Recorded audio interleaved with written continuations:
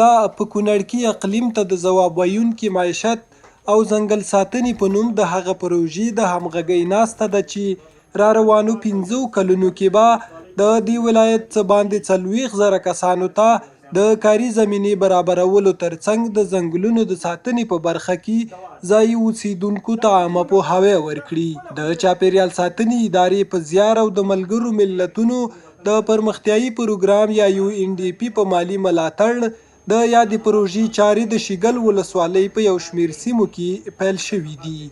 دا چې موږ ډېرې هلې ځلې کوو اسلامي امارت چې واکمن شوی الحمدلله ډېرې پروژې په کار روانې دي خو د کونړ لپاره دا یو غټه پروژه ده. دا 15 میلیونه ډالر د دې مصرف دی او د 15 کلونو لپاره دی او د ځنګل د احیا په برخه کې دی چې زموږ ځنګلونه محفوظ شي. دا په تېر جمهوریت کې دا بېرحمانه ول شوي دي ځنګلونه هم د بمبارونو او د وحشیانه بمبارو د لاسه خراب شوي دي. د خلکو ځکه خلک ځنګلونه په دې وایي چې د هغوی کار روزګار جوړ نه مجبور چې ونه پرې کړي او په کورونو کې وسوځوي. موږ د خلکو لپاره د معیشت بدیل د ژوند نورې لارې چارو نه دې ته څه برنامې برابرو چې دوی دې ته اړ نشي چې ځنګلونه ووهي. همدارنګه ځنګلونه تاسو ته معلوم دي چې حیاتي ارزښت لري زموږ او تاسو په ژوند کې. د یادې پروژې له پلي کېدو سره به د کونړ په ځینو سیمو کې ځنګلونه بیا احیا او خلکو ته دا پوهاوی ورکړل شي چې څنګه طبیعي سیمې خوندي وساتي. د کونړ اوسیدونکي وایي دا ډول پروژې نه یوازې خلکو ته د کاري فرصتونو د رامنځته کولو په برخه کې ګټورې دي بلکې د ځنګلونو د پرې کولو پر زیانونو خلک ښه پوهولی شي.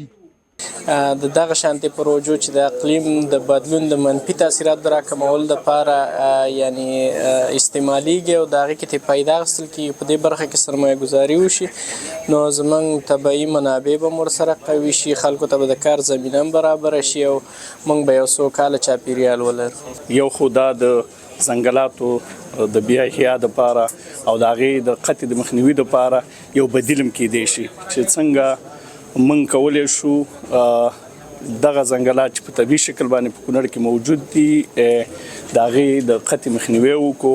دې کې به خلکو ته عامه پوهاوی کیږي.